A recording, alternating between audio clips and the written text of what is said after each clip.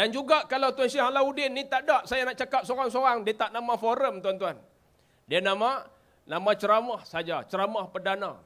Kalau ahli panel 2 kok belah Kedah dia panggil forum Pro 2.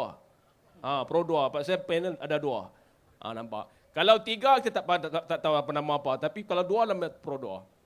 Tuan-tuan, puan-puan muslim muslimat, atas pentas ni 3 orang tapi mempunyai latar belakang yang berlainan, datang dari kampung yang berlainan, datang daripada kerjaya yang berlainan, tapi boleh duduk atas pentas, akhirnya jadi forum. Tuan-tuan tak percayakah perpaduan boleh menyebabkan satu kebaikan? Hadirin muslimin dan dirahmati Allah sekalian, sejarah membuktikan perpaduan kaum Ansar dan Muhajirin. Walaupun di zaman itu, zaman kebangkitan Islam ketika Rasulullah mendidik para sahabat jadi orang yang bersatu. Cukup hebat tuan-tuan. Tak ada manusia yang menepikan sentimen yang mereka dalam hati mereka selama ini. Ada macam-macam sentimen dalam hati mereka. Orang Arab susah nak berkawan. Tuan-tuan cuba tengok sampailah. Bukan kata kat Tuan Syekh tahulah duduk sana pergi orang Melayu. Tapi celuk Arab. Tapi cukup susah mereka nak bersatu. Tetapi di bawah payung Islam, mereka boleh duduk sama-sama. Mereka boleh jadi orang yang sangat kuat bersaudara. Mereka buang satu sifat, iaitu sifat perkauman yang selama ini berdaging dalam jiwa mereka. Berdaging ni artinya susah nak buang, tapi dia boleh buang. Ya, walaupun Rasulullah ajak mereka, ya Allahumma innal aisha illa aishul akhirah wardallahu ma'anil ansar wal muhajirah. Walaupun doa ini dihajar oleh Nabi, tapi sebenarnya kita nak lihat bagaimana contoh terbaik perpaduannya manusia yang bernama Ansar dan Muhajirin ini. Tuan-tuan, puan-puan muslim muslimat yang dirahmati Allah sekalian, saya nak cerita itu sebagai permulaan dan buka tirai perbincangan kita pada malam ini. Terima kasih Tuan Pengerusi. Baik, terima kasih kepada yang berbagi Ustaz Mak Isa sebagai pembuka tirai kepada forum kita pada malam ini. Baik, saya terus kepada Tuan Syekh. Apabila kita bercakap tentang syahadah, kita memahami bahawa syahadah merupakan satu ungkapan yang membuktikan keyakinan kita, yang membuktikan keimanan kita, yang membuktikan betapa Islamnya kita kepada Allah Subhanahu Wa Taala. Tetapi apabila syahadah ini juga mampu memperlihatkan ada segelintir daripada umat manusia yang masih cuba lari daripada rasa ingin bersaudara macam Ustaz katakan tadi. Jadi bagaimana Islam melihat kepentingan bersatu tu Ustaz? Terima kasih. Assalamualaikum warahmatullahi wabarakatuh. Alhamdulillahilladzi 'allama bil qalami 'allamal insana ma lam ya'lam. Allahumma ya muallima Adam wa Ibrahim 'allimna wa ya mufahhima Sulaiman fahimna. 'Allimna ma yanfa'una wanfa'na bima 'allamtana wa zidna 'ilma. Subhanaka la ilma lana illa ma 'allamtana innaka antal alimul hakim. Wa la hawla wa la quwwata illa billahil aliyyil 'azim. Ila Allahi afza'u min kulli raithin wa 'ajal. Wa iyyahu asta'inu في كل قول وعمل وعليه أتوكل في سؤل وأمل. أما بعد. Terima kasih kepada moderator Hamami atau Ishwai, yang bahagia Dr. Nawiyah Cela, pengurusi ataupun pengarah National FM, pengurus-pengurus MADA, panel gandingan Ustaz Mak Isa Abdul Rahman, seterusnya hadirin hadirat muslimin muslimat yang dirahmati Allah sekalian. Terlebih dahulu kita bersyukur kehadrat Allah Subhanahu wa taala kerana dengan izin dan kehendak Allah kita berada dalam sebuah negara yang aman makmur.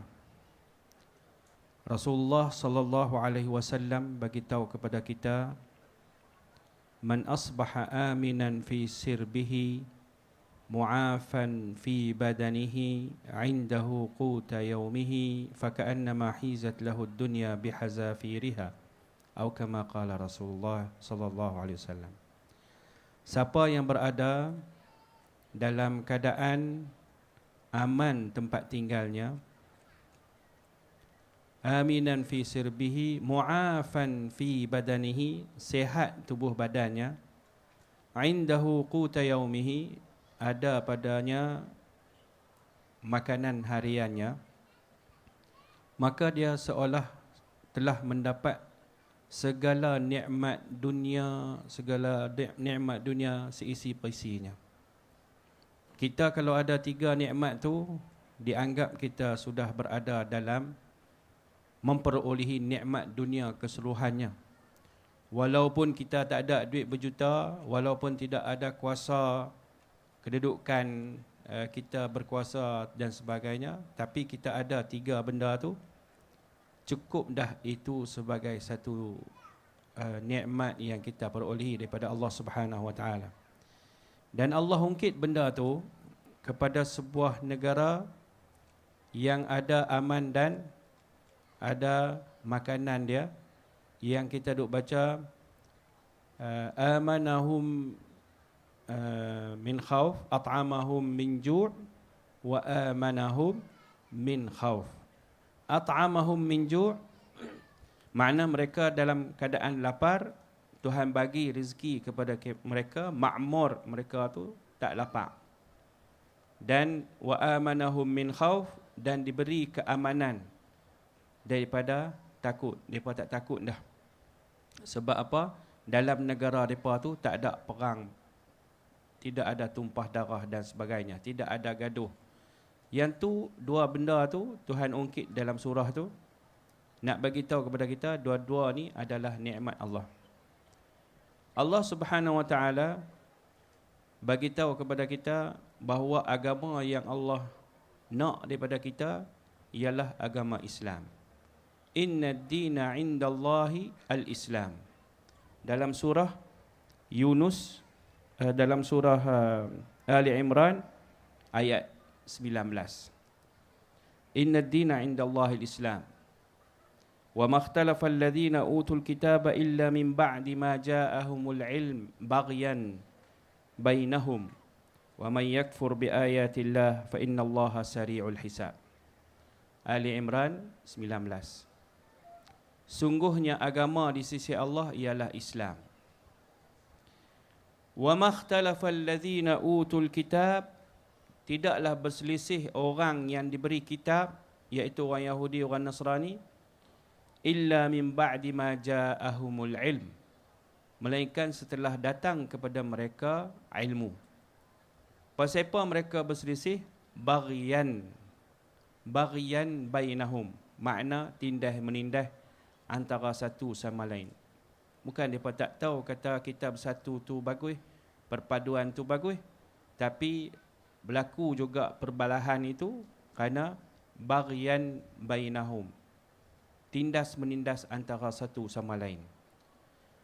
Rasulullah sallallahu alaihi wasallam bila dia hijrah pergi ke Madinah, masa Rasulullah sampai di Madinah tu, Rasulullah dapat menyatu padukan antara kaum Aus dan Khazraj. Aus dan Khazraj ni 2 beradik, satu pak, satu mak, anak Harithah. Anak cucu mereka tu jadi kabilah besar. Nak jadi cerita, anak cucu kabilah Aus, anak cucu Khazraj jadi kabilah besar. Dua-dua ni tak boleh belaga angin. 120 tahun perang sebelum kedatangan Rasulullah sallallahu alaihi wasallam. Bila Rasulullah sampai, Rasulullah menyatu padukan di antara mereka. Satu hari mereka teringat benda-benda sejarah lama. Ada orang yang cucu antara mereka lalu nak bergaduh, keluar pedang dah, nak perang. Bila ada orang tengok keadaan tu, dia pergi cerita kepada Rasulullah. Dia habaq kata mereka ni nak berperang, Aus dan Khazraj. Rasulullah pergi kepada mereka dan peringat kepada mereka, wa'tasimu bihablillahi jami'an wa la tafarraqu. Berpegang teguhlah dengan ajaran Allah, jangan berpecah belah. Wazkuru ni'matallahi alaikum, dan kenangkanlah nikmat Allah ke atas kamu. iz kuntum a'da'an fa'allafa baina qulubikum. Tak kala kamu berada dalam keadaan musuh, lalu Allah menyatu padukan ataupun menjinakkan hati-hati kamu.